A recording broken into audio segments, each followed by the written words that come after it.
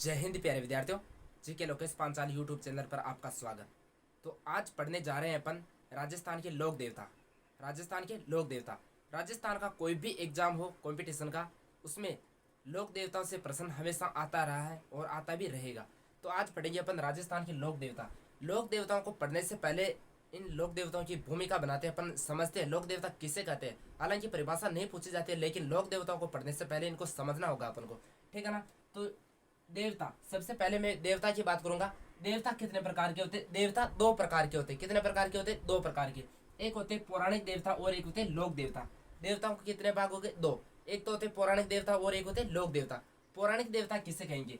जिन देवताओं का उल्लेख पुराणों में मिलता है, यानी कि पुराणों आदि ग्रंथों में जिनका उल्लेख मिलता है, वो कौन से लोक देवता हो जाएंगे? पौराणिक लोक देवता। इनका उल्लेख पुराणों में तो मिल ही रहा है और सर्वत्र हिंदू द्वारा पूजा जाता है। यानी कि जिनका उल्लेख पुराणों में मिल रहा है और सर्वत्र हिंदू द्वारा पूजा जाता है, यानी कि जहां जहां पर भी हिंदू है उनके द्वारा पूजा जाए, वो कौन सी श्रेणी के आ जाएंगे? पौराणिक देवता। चाहे हिंदू अपने भारत में हो, भारत के अलावा। तो दोस्तों, पौराणिक देवता जिनका उल्लेख पुराणों में मिलता है और सर्वत्र हिंदू द्वारा पूजा जाता है, जहां जहां पर भी हिंदू रह रहा है वहां इनको द्वारा पूजा जाएगा। अब इनमें कौन कौन से देवता थे? जैसे मैं नाम लूँ, गणेश जी हो जाएंगे इसमें। गणेश, ब्रह्मा विष्णु महेश शिव, ठीक है ना। शिव, ब्रह्मा विष्णु महेश शिव इंद्र, ये जितने भी लोग ये देवता है, इनका उल्लेख किसमें मिलता है? पुराणों में मिलता है। और जहां जहां पर भी हिंदू लोग रहते हैं, यानी वो पाकिस्तान में हो, अमेरिका में हो, जापान में हो, कहीं भी हो, तो उनके द्वारा पूजा जाएगा हमेशा ये पौराणिक देवता।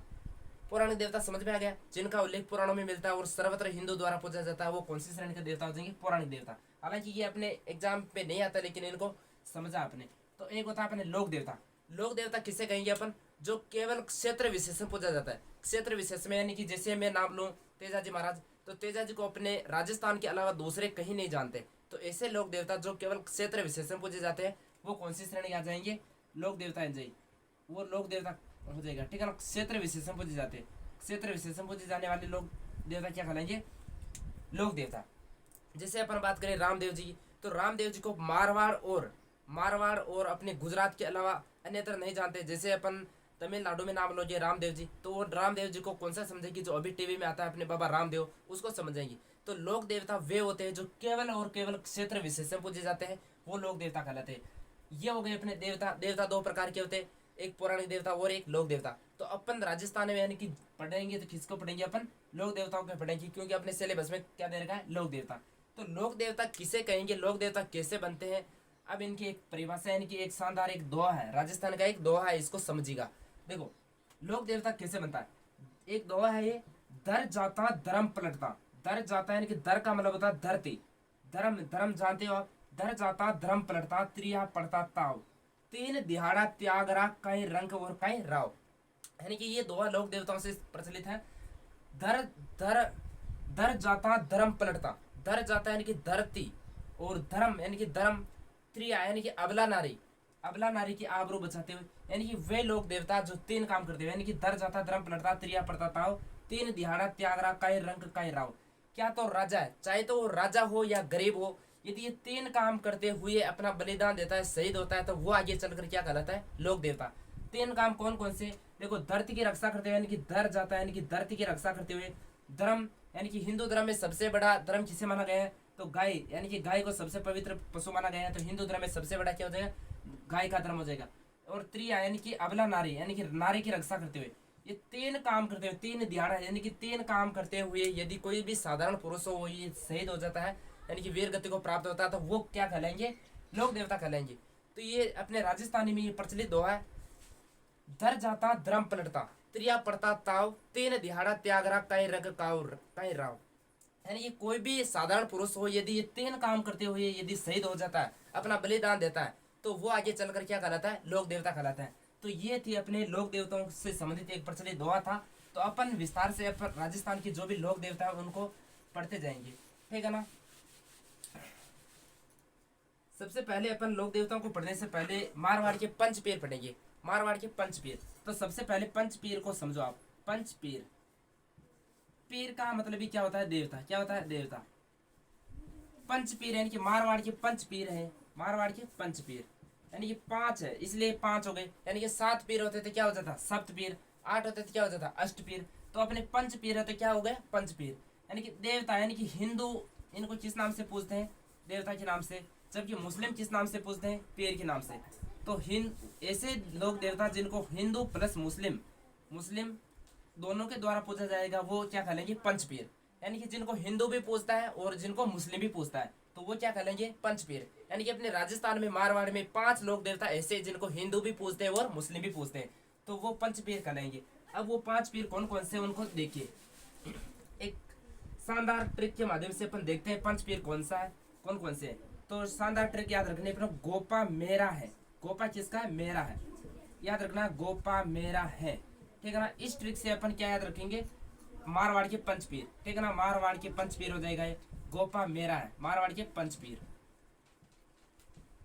मारवाड़ के पंच पीरों की ये शानदार ट्रिक है गोपा मेरा है। यानी कि गो से क्या बन जाएगा गोगा जी, क्या बन जाएगा गोगा जी, ठीक है ना, गोगा जी बन जाएगा। पा से क्या बन जाएगा पाबू जी, क्या बन जाएगा पाबू जी, और मे से क्या बन जाएगा मेहाजी, क्या बन जाएगा मेहाजी, ठीक है ना, और रा से क्या बन जाएगा रामदेव जी, रामदेव जी, रामदेव जी बन गया। और ह से क्या बन जाएगा हड़बू जी, हड़बू जी, ठीक है ना।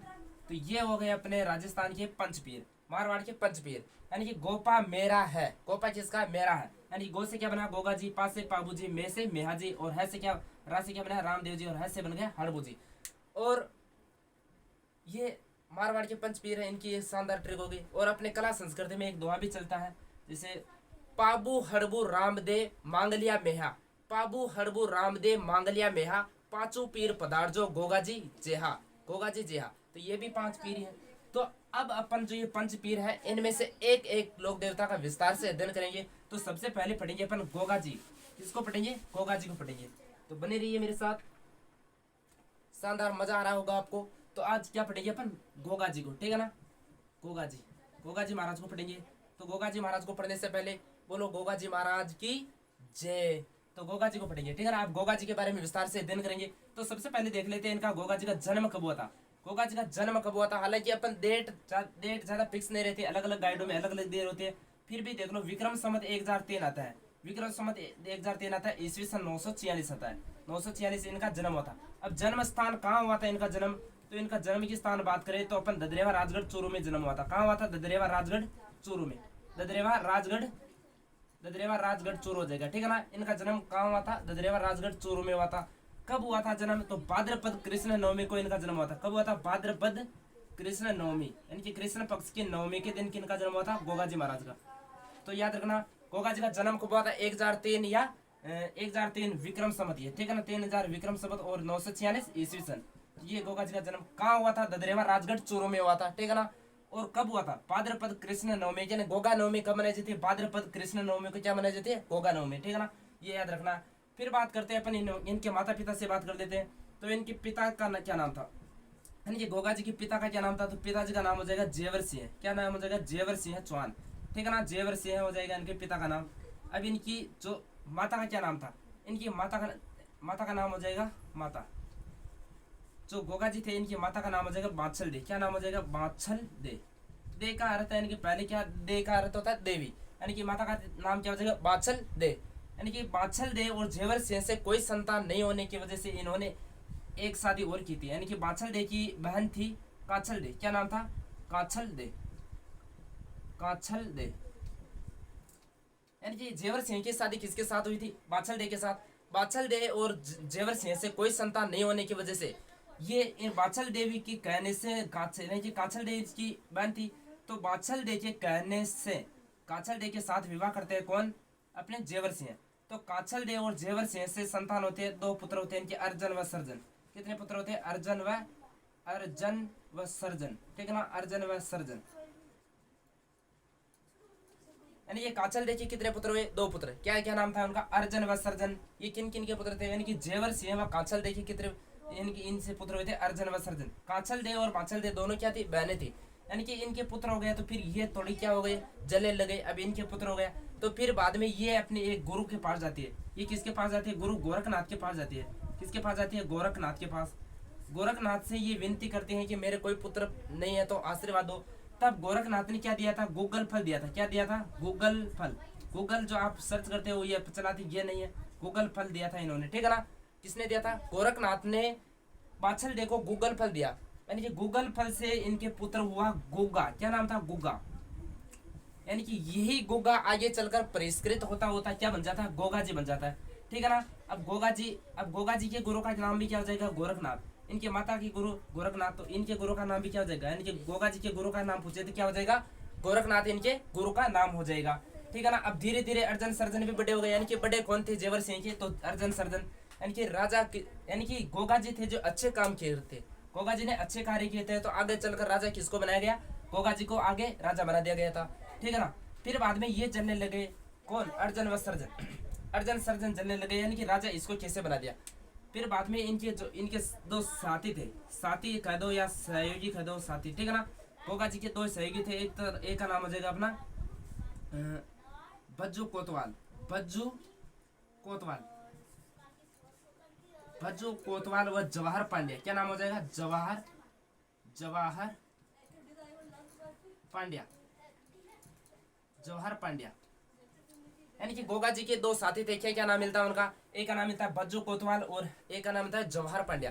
यानी कि आप सोच के देखो उस समय किस समय की गोगा जी क्या थे? चौहान थे। गोगा जी चौहान थे, और जो बज्जू कोतवाल है ये था हरिजन, और जवाहर पांड्या थे ये क्या थे? ब्राह्मण थे।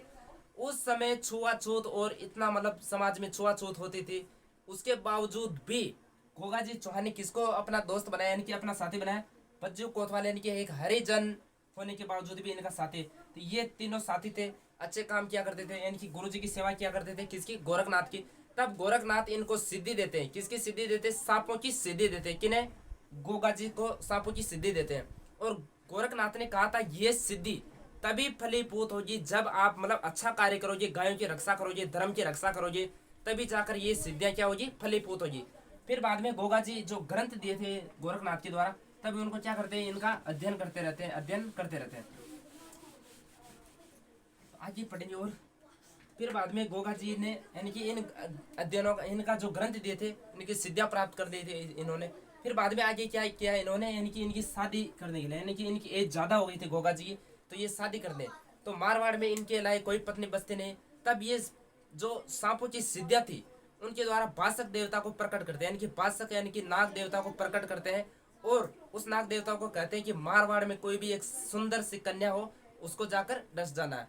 डसना इस प्रकार है ताकि वो मरे भी नहीं और उसका इलाज कोई और भी ना कर सके, ठीक है ना। तो इस प्रकार बासक देवता पूरे मारवाड़ में घूमते घूमते कहाँ चले जाते? कोल्लूमंड। कहाँ चले जाते?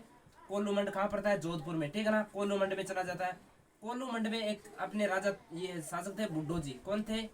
बुड्ढो जी। बुड्ढो जी की पुत्र का नाम था केलम दे। क्या नाम था? केलम दे। केलम दे क्या कर रही थी? बाग में फूल तोड़ रही थी, बगीचे में फूल तोड़ रही थी। तभी बासक देवता जाते हैं, यानी कि नाग देवता जाते हैं और इसके केलम दे को क्या कर लेते? डस लेते हैं। यानी कि केलम दे को आसपास में सभी हॉस्पिटलों में बताया गया, यानी कि इलाज करवाया गया, लेकिन इलाज नहीं हो पाता है।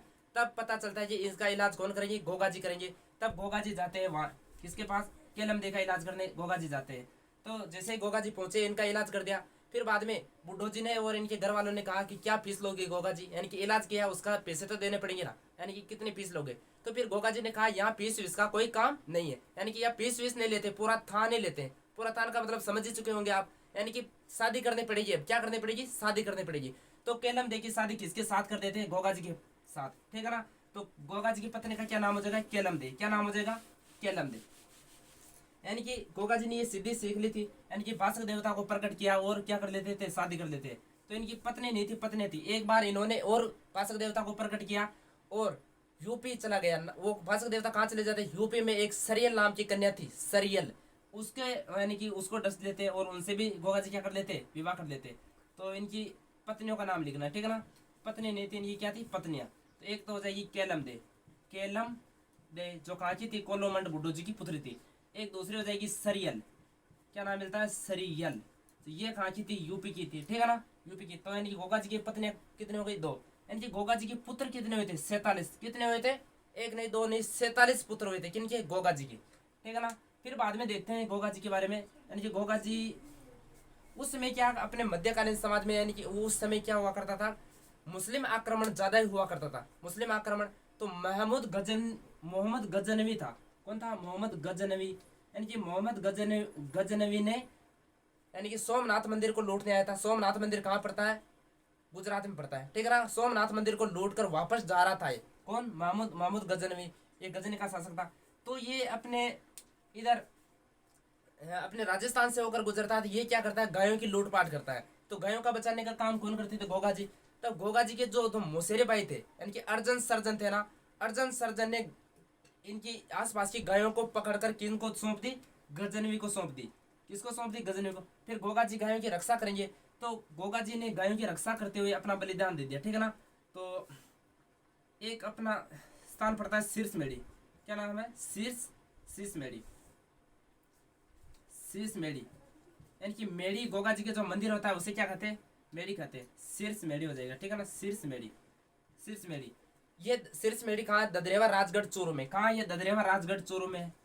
ददरेवा राजगढ़ चूरू, ठीक है ना। ददरेवा राजगढ़ चूरू में हो जाएगा, ठीक है ना। ददरेवा राजगढ़ चूरू में गोगा जी महमूद गजनवी के साथ लड़ते हुए यहाँ इनका क्या गिरा था? सिर कटकर गिर गया था। तो जहां सिर गिरा गोगा जी का, वहां क्या बन गई? शीर्ष मेड़ी। यानी कि शीर्ष मेड़ी कहाँ है? ददरेवा राजगढ़ चूरू में। और जहाँ शीर्ष मेड़ी है यहाँ एक गोरख नाम का तालाब बना हुआ है। क्या बना हुआ? गोरख तालाब बना हुआ है।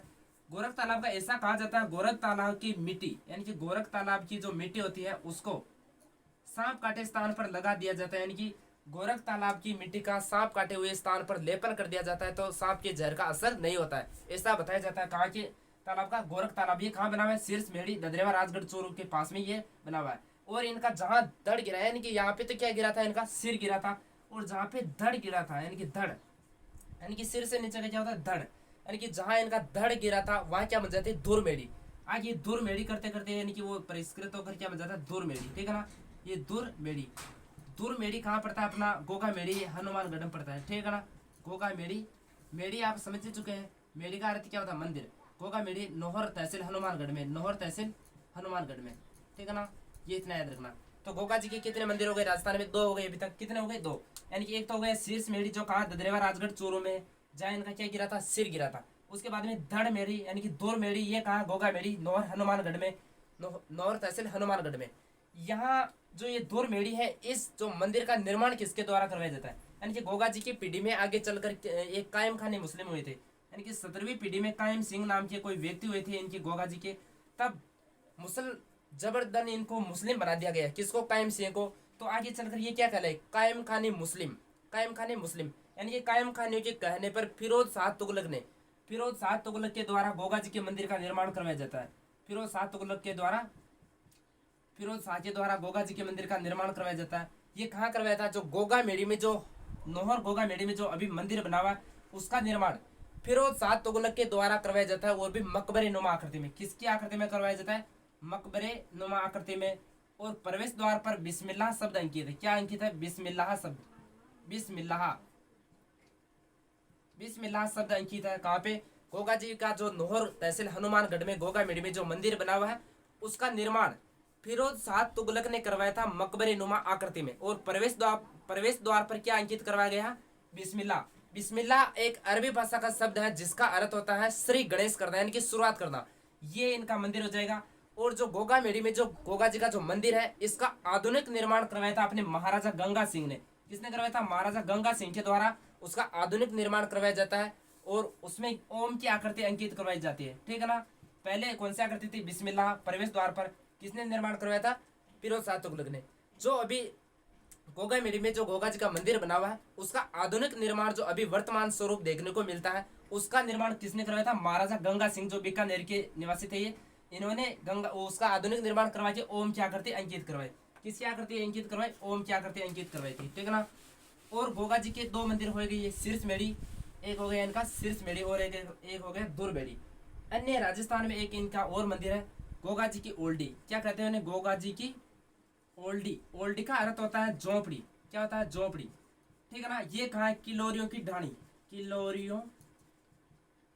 किलोरियों की ढाणी ये कहाँ पड़ती है? अपने सांचौर जालौर में। कहाँ पड़ती है? सांचौर जालौर, सांचौर जालौर में हो जाएगी। यानी कि गोगा जी का अन्य मंदिर है, यानी कि 2 मंदिर, तो एक तो गए शीर्ष मेड़ी, एक हो गया धुर मेड़ी, ठीक है ना। उनके अलावा गोगा जी का तीसरा मंदिर कहाँ है? गोगा जी की ओल्डी कहते हैं इसे। क्या कहते हैं? गोगा जी की ओल्डी। ये कहाँ है? किलोरियों की ढाणी सांचौर जालौर में हो जाएगा। यहाँ तक याद रखना आपको। अब याद रखना गोगा जी के उपनाम क्या क्या मिलते हैं। गोगा जी के उपनाम यानी कि गोगा जी के उपनाम पढ़ते हैं अपन, इनको क्या क्या कहते हैं। एक तो पता है इनको गोगा पीर, क्या कहते हैं, गोगा पीर हो जाएगा, ठीक है ना, गोगा पीर हो जाएगा। एक कहते हैं इनको जहार पीर, क्या कहते हैं, जहार पीर, जहार पीर हो जाएगा। एक हो जाएगा गो रक्षक देवता, गो रक्षक यानी गायों की गाय गायों को छुड़ाया था इन्होंने, तो गो रक्षक देवता जहार पीर हो जाएगा। एक हो जाएगा इनका जिंदा पीर, क्या हो जाएगा, जिंदा पीर, यानी कि औरंगजेब को कहा जाता था जिंदा पीर, जिंदा पीर, ठीक है ना। गोगा पीर, जहार पीर, गो रक्षक और जिंदा पीर, ये इनके गोगा जी के उपनाम हो जाएंगे, ठीक है ना। अब जो गोगा जी का मेला है, यानी कि गोगा जी का मेला कब पड़ता है, भाद्रपद महीने में इनका गोगा जी का मेला पड़ता है। कब पड़ता है, भाद्रपद में इनका मेला पड़ता है, भाद्रपद माह में, ठीक है ना, भाद्रपद में गोगा जी का मेला पड़ता है भाद्रपद महीने में। और यहाँ सर्वाधिक ऊंट व हरियाणी में नस्ल की गायों की क्रय विक्रय होती है, ठीक है ना। गोगा मेड़ी हनुमानगढ़ में इनका मेला पड़ता है, कहाँ लगता है, गोगा मेड़ी हनुमानगढ़ में, गोगा मेड़ी हनुमानगढ़ में इनका गोगा पशु मेला लगता है, गोगा मेड़ी, गोगा मेड़ी हनुमानगढ़ में इनका क्या लगता है, मेला पड़ता है, जहाँ सर्वाधिक ऊंटों व हरियाणी में नस्ल की गायों की क्रय विक्रय होती है। और गोगा जी का जो मंदिर है, इसमें पुजारी यानी कि गोगा जी के मंदिर का पुजारी, मुस्लिम पुजारी को क्या कहते हैं, गोगा जी के मंदिर में जो पुजारी होता है 11 महीने तक मुस्लिम पुजारी होता है, जिसे चायल कहते हैं, क्या कहते हैं, मुस्लिम पुजारी को क्या कहते हैं, चायल, मुस्लिम पुजारी चायल कहलाता है, ठीक है ना, मुस्लिम पुजारी को क्या कहते हैं, चायल। ये प्रश्न पहले आ चुका है, यानी कि गोगा जी के जो मंदिर में जो पुजारी होता है उसे क्या कहते हैं, चायल कहते हैं। यानी कि गोगा जी के मंदिर में जो 11 महीने पूजा कौन करता है, मुस्लिम पुजारी चायल। और एक महीना कौन सा, भाद्रपद महीना होता है, उसमें हिंदू और मुस्लिम यानी कि हिंदू पुजारी और मुस्लिम पुजारी दोनों मिलकर पूजा करते हैं, ठीक है ना। इतना याद रखना। गोगा जी का जो मेला कब पड़ता है, यानी कि भाद्रपद महीने में पशु मेला पड़ता है इनका, जहाँ पर ऊंट व हरियाणी में नस्ल के सर्वाधिक पशुओं की क्रय विक्री होती है। और जो गोगा जी का जो ये मंदिर है, वहाँ पर 11 महीने यानी कि 11 महीने तक मुस्लिम पुजारी होता है, उसे चायल कहते हैं। और एक महीना यानी कि भाद्रपद महीने में पुजारी होता है, हिंदू और मुस्लिम दोनों पूजा करते हैं। ये इतना याद रखने के बाद गोगा जी की जो शब्दावली है कुछ उसको पढ़ लेते हैं अपन, ठीक है ना। गोगा जी की शब्दावली क्या है, यानी कि सबसे पहले अपन देख रहे थे इनका जो मंदिर होता है, गोगा जी का मंदिर होता है, वो गोगा जी का मंदिर हालांकि खेजड़ी वृक्ष के नीचे होता है। तो ये कहावत भी है, गांव गांव खेजड़ी, गांव गांव गोगो, यानी कि हमारे राजस्थान में खेजड़ियां हुआ करती थी, अमरूद तो कहाँ से थे, तो खेजड़ी थी, तो खेजड़ी के नीचे ही तो मंदिर बनाएंगे। तो एक तो इनका दोहा भी प्रचलित है, जैसे कहावत, गांव गांव खेजड़ी, गांव गांव गोगो, किस लोक देवता से संबंधित है, तो गोगा जी से हो जाएगा। इनका मंदिर को क्या कहते हैं, मेड़ी कहते हैं, क्या कहते हैं, मेड़ी। अभी आया ना जैसे गोगा मेड़ी, शीर्ष मेड़ी, तो मंदिर को क्या कहते हैं, मेड़ी, मेड़ी कहते हैं, ठीक है ना। और नृत्य यानी कि गोगा जी के जो ये मंदिर होता है, वहाँ पे कौन सा नृत्य किया जाता है, तो वहाँ पे साकल नृत्य किया जाता है। कौन सा नृत्य किया जाता है, साकल नृत्य किया जाता है। और गोगा जी के मंदिर में कौन सा वाद्य यंत्र बजाया जाता है, वाद्य यंत्र की अपन बात करें तो डेरू वाद्य यंत्र बजाया जाता है। कौन सा वाद्य यंत्र बजाया जाता है, डेरू नामक वाद्य यंत्र बजाया जाता है। यानी कि गोगा जी की जो ध्वजा होती है, क्या होती है, ध्वजा, ये किस रंग की होती है, तो ये होती है सफेद रंग की। किस रंग की होती है, सफेद रंग की ध्वजा होती है, जिसे नेजा भी कहते हैं। सफेद रंग की क्या होती है, यानी कि झंडा, सफेद रंग का झंडा होता है गोगा जी का, ठीक है ना, सफेद रंग का झंडा होता है, जिसे क्या कहते हैं, ध्वजा। ये हो गई।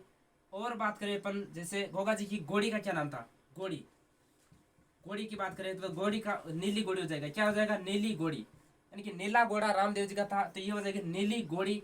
या इसे गोगा बप्पा भी कहते हैं, गोगा बप्पा, गोगा बप्पा या नीली घोड़ी। इन गोगा जी का क्या हो जाएगा, वाहन हो जाएगा, ठीक है ना। ये थी इनकी शब्दावली कुछ।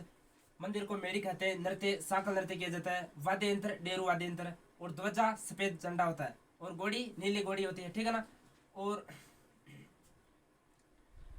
गोगा जी का एक ग्रंथ है जैसे रसावला, क्या नाम मिलता है, रसावला, रसावला, रसावला ग्रंथ है, जिसकी रचना किसने की थी, कवि मेह ने, कवि मेह के द्वारा इस ग्रंथ की रचना की जाती है, जिसमें गोगा जी के जीवन से संबंधित वर्णन मिलता है। रसावला ग्रंथ की रचना किसने की थी, कवि मेह के द्वारा, जिनमें गोगा जी के जीवन से जुड़ी जानकारी मिलती है।